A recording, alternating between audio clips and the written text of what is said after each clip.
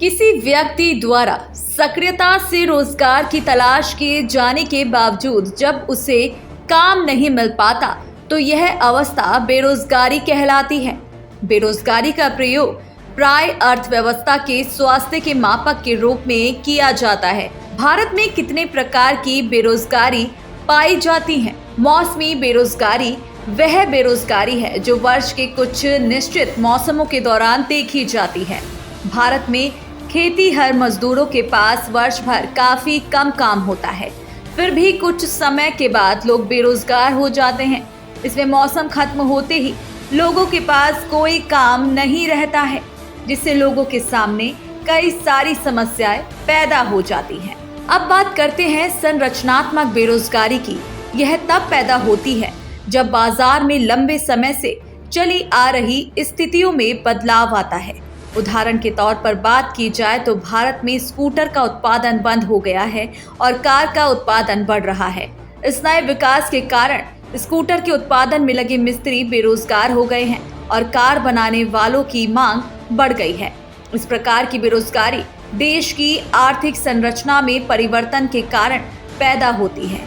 आपको बता दें कि इस बेरोजगारी में जब बाजार में पुरानी वस्तुओं की जगह नई वस्तुओं के उत्पादन बढ़ता है तो बड़ा बदलाव आता है, जिसमें काफी लोग बेरोजगार हो जाते हैं। प्रजनन बेरोजगारी उस बेरोजगारी को कहते हैं जिसमें कुछ लोगों की उत्पादकता शून्य होती है। यदि उन लोगों को उस काम में से हटा भी लिया जाए तो भी उत्पादन में कोई अंतर नहीं आएगा।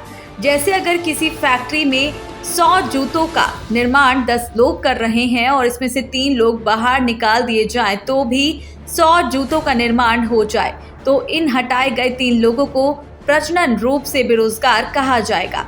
यह बेरोजगारी वर्तमान समय में देश में तेजी से बढ़ रही है। किसी भी कंपनी में सीमित लोगों से काम लिया जा रहा है। इस बेरोजगारी संख्या दिन प्रतिदिन बढ़ती जा रही है।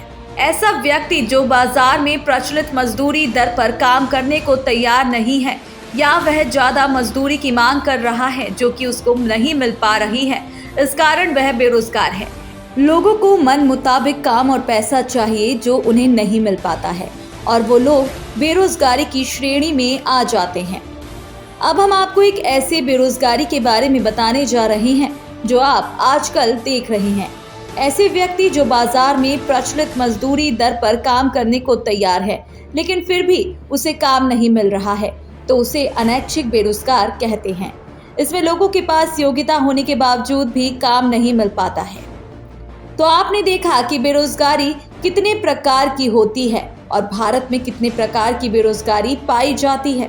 इसके अलावा कुछ ऐसे बेरोजगार भी होते हैं जिनको मजदूरी भी ठीक मिल सकती है लेकिन फिर भी ये लोग काम नहीं करना चाहते। इसमें भिखारी, साधु और अमीर बाप के बेटे शामिल हैं। Bureau report, voice of Bharat.